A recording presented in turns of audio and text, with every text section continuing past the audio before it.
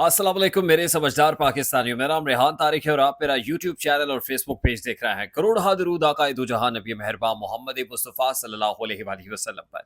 इस दुआ और इस उम्मीद के साथ इस व्लॉग का आगाज़ करते हैं कि अल्लाह रब्बुल इज़्ज़त इस मुल्क के फैसला साजों के दिलों में समझदार पाकिस्तानियों के लिए नरमी पैदा कर दे। गुज़श्ता 72 घंटों में बहुत कुछ है जो तब्दील हो गया है। अगर ये कहा जाए कि ग्राउंड रियलिटीज़ यकसर तब्दील हो गई हैं तो कहना गलत नहीं होगा। एक जुमला देने जा रहा हूँ और उसके साथ ही इस व्लॉग को कनेक्ट करूँगा कि इस वक़्त की ऑपोज़िशन कमांडिंग पोज़ीशन में है, जबकि हुकूमत ऑपोज़िशन के सामने बकरी बनी हुई है। अगर यकीन नहीं आता तो आज के नेशनल असेंबली के सेशन को और उसकी प्रोसीडिंग्स को देखिएगा, आपको अंदाज़ा हो जाएगा कि किस तरह से हुकूमत जो मचलना चाहती है, उछलना चाहती है, निकल कर फ्रंट फुट पर खेलना चाहती है, लेकिन यूँ लगता है कि जैसे हुकूमत के पाँव में बेड़ियाँ हैं, हुकूमत को कुछ रोके हुए है।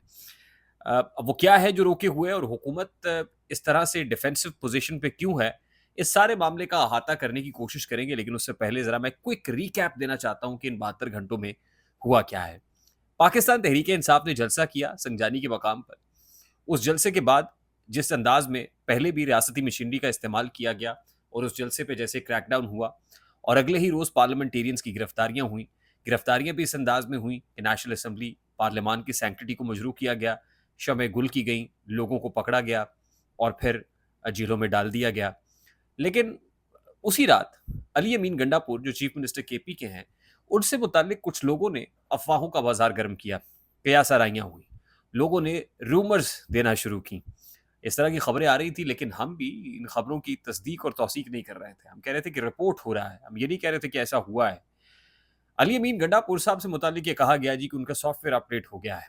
अली अमीन गंडापुर जो है, उनको आईएसआई के सेक्टर कमांडर ने, ऐसी खबरें भी आई कि जी वो एस्टैब्लिशमेंट के जो हसास इदारा है, उसके साथ उनकी मुलाकात हुई है, जिसमें अली अमीन गंडापुर ने रो रो कर गिड़गिड़ा कर माफिया मांगी हैं और उन्होंने अली अमीन गंडापुर को गेट लॉस्ट कहा है। यहां तक लोगों ने कह दिया कि दौड़ जाओ, अब हमारे पास मत आना। 7 घंटे बिठाया गया और उसमें अली अमीन गंडापुर को यूं समझ लीजिए कि नाक से लकीरें निकालना पड़ी।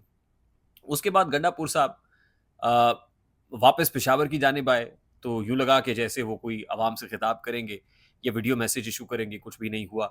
फिर ये कहा कि पार्लियामानी कमेटी में आएंगे, उसमें भी उसकी बातें भी आउट नहीं हुई।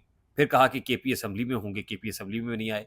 लेकिन गुज़श्ता रात जो खिताब उन्होंने किया, it was very much out of the box या आउट ऑफ सिलेबस। शायद बहुत से लोग इस बात को एक्सपेक्ट ही नहीं कर रहे थे कि अली मीन गंडापुर साहब इतना धुआंधार खिताब करेंगे और जो संजानी जलसे में कहा उससे भी 2 कदम आगे बढ़ के इतनी शिद्दत के साथ एस्टैब्लिशमेंट को ललकारेंगे। और इसका सिलसिला वैसे तो केपी असम्बली से शुरू हो गया था। केपी असम्बली में जो करारदाद आई, जिसमें फौजी अफसरान का कोर्ट मार्शल करने की बात हुई, और उसी के तसलसल को अली अमीन गंडापुर साहब ने कैरी किया। हाँ, ये इत्तला ज़रूर है कि अली अमीन गंडापुर इमरान खान से मुलाकात करना चाहते थे और वो चाहते थे कि सब कुछ इमरान खान को बता के उनसे जो अगली डायरेक्शंस हैं या इंस्ट्रक्शंस हैं वो ली जाएँ। लेकिन मुलाकात ना होने के बावजूद इमरान खान की जो इंस्ट्रक्शंस हैं, वो लगता ही है कि केपी असम्बली के लोगों तक पहुंची, करारदाद मंजूर हुई, असम्बली के लोगों ने अली अमीन गंडापुर की तकारीर को, उनके तकारीर के मतन को इंडोर्स किया और उसके बाद गंडापुर साहब ने भी असेसमेंट ले ली कि इमरान खान क्या चाह रहे हैं और फिर फुल थ्रॉटल के साथ गाड़ी को पूरे यूं कहिए कि 5वें गियर में अली अमीन गंडापुर ने डाल के जो खिताब किया, वो इस्टेब्लिशमेंट की ईंट से ईंट बजा देने वाला था। यानी इस वक्त लगता यूं है कि मामला पॉइंट ऑफ नो रिटर्न पे हैं। इमरान खान साहब गुज़श्ता हफ्ते ही ज़राए के मुताबिक पार्टी के लोगों को जो इस्टेब्लिशमेंट से राब्ते में थे, उनको ये कह चुके थे कि आप इस्टेब्लिशमेंट के साथ राब्ते ख़त्म कर दें। वो लोग जो इस्टेब्लिशमेंट से किसी भी तरह से किसी भी सतह के ऊपर राब्ते कर रहे हैं, वो अपने राब्तों को मुनक़ता कर लें। तकरीबन ऐसे ही जब इमरान खान साहब ने सूबाई असम्बलियाँ डिसॉल्व की थी, तो अपने लोगों को पहले ही कह दिया था कि इस्टेब्लिशमेंट के साथ तमाम राब्ते ख़त्म कर दिए जाएँ। और यही बात गुज़श्ता रोज़ इमरान खान साहब ने अडयाला जेल में सहाफ़ियों से गुफ्तगू करते हुए कही कि इस्टेब्लिशमेंट से तमाम तर राब्ते मुनक़ता कर दिए जाएँ। और फिर अली अमीन गंडापुर के रास्ते भी अगर कोई इस्टेब्लिशमेंट से राब्ता था, तो यकीनन वो राब्ता भी ख़त्म करना पड़ेगा। और अली अमीन गंडापुर का जो एक ब्रिज का रोल प्ले कर रहे थे, वो ख़त्म हुआ और साथ ही अली अमीन गंडापुर ने एस्टैब्लिशमेंट जिससे राब्ता था उसको ललकारना शुरू कर दिया। यानी पहले कभी नेशनल कोऑर्डिनेशन कमेटी में अच्छे बच्चों की तरह जा रहे थे, नेशनल सिक्योरिटी कमेटी इजलास के अंदर उसकी एपेक्स कमेटी में हिस्सा लिए हुए थे, तस्वीरें भी खिंचवाते थे, लेकिन अब लगता ये कि अली अमीन गंडापुर ने रविश बदल ली है। और आज ही मुहिबुल्लाह शाकी जो अफ़गान काउंसिल जनरल हैं खैबर पख्तूनख्वा के अंदर, उनसे علی امین گنڈاپور کی ملاقات ہوئی جس میں دو طرفہ امور پر بات کی گئی، جس میں یہ کہا گیا کہ جرگہ بلا کے مسائل کو حل کریں گے، جس میں یہ کہا گیا کہ دونوں ممالک کے مابین دو طرفہ تجارت جو ہے اس کا بڑا پوٹینشیل موجود ہے. اس کو کچھ لوگ کہیں گے ریڈ لائن کراس کی ہے، صوبے نے فیڈریشن کے اوپر حملہ کیا.